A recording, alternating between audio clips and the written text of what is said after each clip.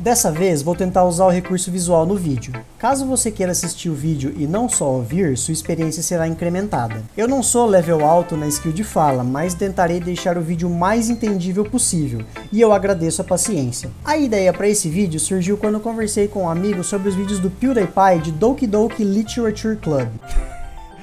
Begone, thought!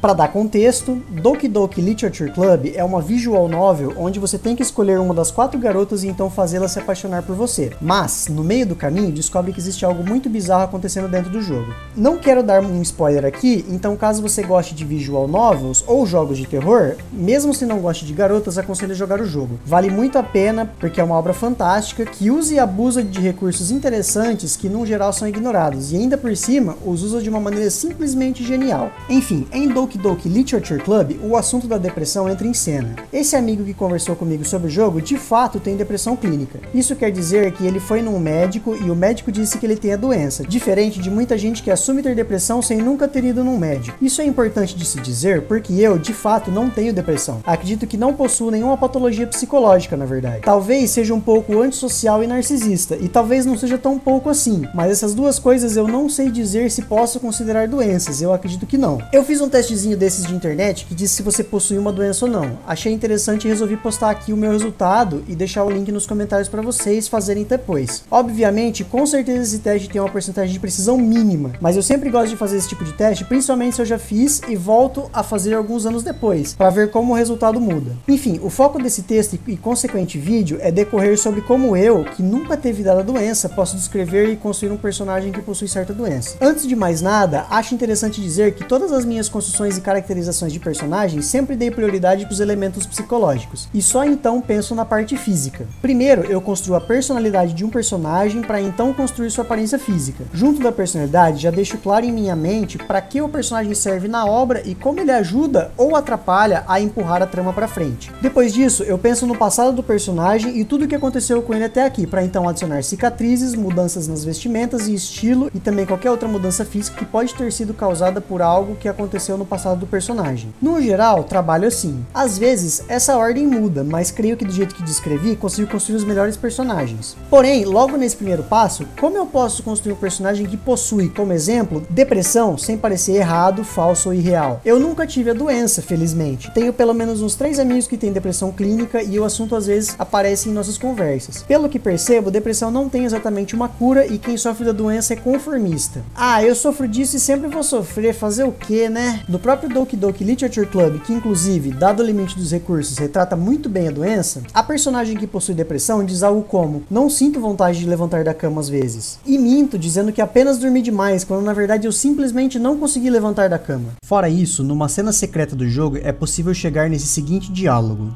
Bom, o ensino médio é um momento turbulento na vida de muitas pessoas. As pessoas podem se tornar muito passionais e dramáticas. Outras sentem um aperto no peito e procuram atenção nas redes sociais. Toda essa pressão social e hormônios podem levar pessoas à escuridão. Todo mundo possui uma história. Você talvez não sabe o que alguém sente lá no fundo. Muitas pessoas que são depressivas às vezes nem mesmo demonstram ao mundo exterior. Elas não querem atenção porque elas já desistiram por dentro. O sentimento de inutilidade é tão esmagador que elas não conseguem admitir que os outros digam o contrário. Se você acha que conhece alguém que sofre de depressão, você pode ajudá-los apenas o tratando como um bom amigo. Passe tempo com ele, mesmo que ele não queira fazer nada. E lembre-o que tem sempre algo legal esperando por ele.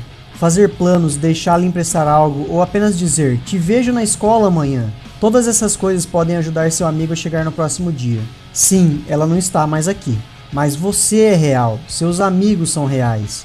E apenas sendo uma boa pessoa você pode salvar a vida de alguém. E quanto a você, você não sofre de depressão ou algo do tipo, sofre?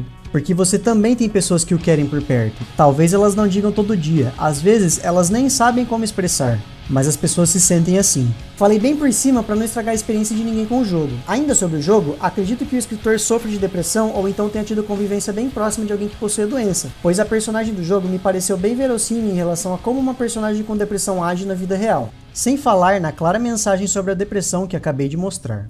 Enfim, eu tenho excelentes exemplos de personagens com problemas psicológicos para usar de base, ou simplesmente copiar, mas eu sinto que falta algo, entende? Algum tempo atrás, conforme escrevia meus roteiros, decidi que o protagonista seria esquizoide. Nem lembro por que eu decidi isso, porque já faz tempo, mas enfim. Esquizoide, num resumo, é uma pessoa que não consegue entender e se importar com os sentimentos dos outros, não liga para críticas ou elogios e sempre tenta fugir do contato social. Basicamente, ele não entende sentimentos, nem mesmo os próprios. Eu não sou esquizoide e aí que tem um problema. Eu construí esse personagem e ficou uma bosta. Era um personagem horrível, detestável, quando o objetivo era ele ser alguém que os espectadores gostassem. Isso ocorreu porque eu segui a descrição à risca e mesmo assim não dava para entender que ele tinha uma doença psicológica, simplesmente parecia que ele era um idiota. Aqui eu puxo uma flecha para outro ponto importante. É importante não se sentir obrigado a explicar coisas com palavras em uma história. Que apenas as ações dos personagens, a música, as cores e a composição sejam suficientes para explicar as coisas. Então, eu não pretendia ter algum personagem falando: ah, esse personagem possui tal doença,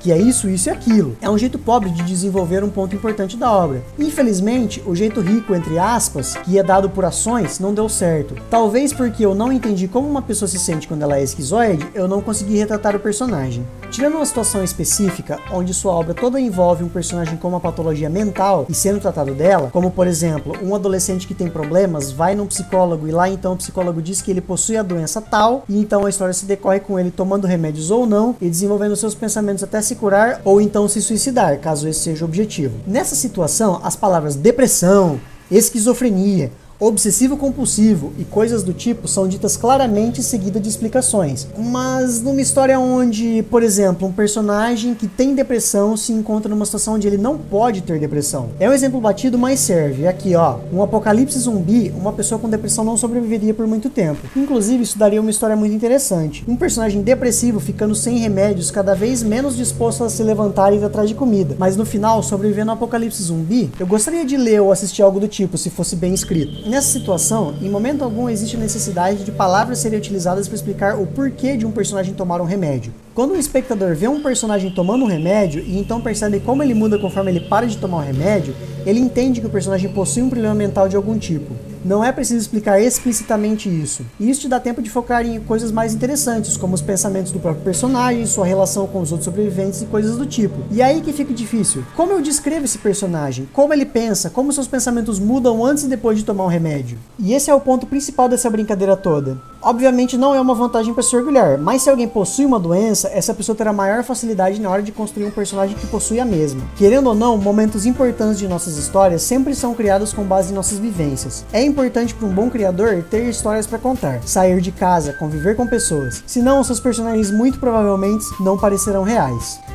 Beleza, chegamos ao final de mais um vídeo. Eu gostei, eu gosto de fazer esse tipo de vídeo, eu acho divertido porque é um assunto que eu não encontro muitas pessoas gravando no YouTube. Não é um assunto que agrada a todo mundo, mas caso isso te agrade ou caso você só adore a minha maravilhosa voz ou alguma coisa do tipo, eu fico feliz em ter você aqui comigo assistindo esse vídeo. Peço desculpas por qualquer coisa e talvez até o próximo vídeo.